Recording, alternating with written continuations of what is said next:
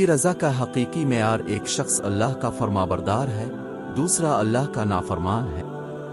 दोनों मछली का शिकार करने जाते हैं, एक अपने बुतों का नाम लेता है और जाल फेंकता है, इसके जाल में मछलियां आती हैं। दूसरा अल्लाह का नाम लेता है और जाल फेंकता है और उसके जाल में कुछ नहीं आता, कोशिश करते करते शाम हो जाती है। वो अल्लाह का नाफरमान गैर अल्लाह का पुकारने वाला अपनी मछलियों का थैला भर कर लाता है और ये अल्लाह का माने वाला अपना थैला खाली लेकर आता है।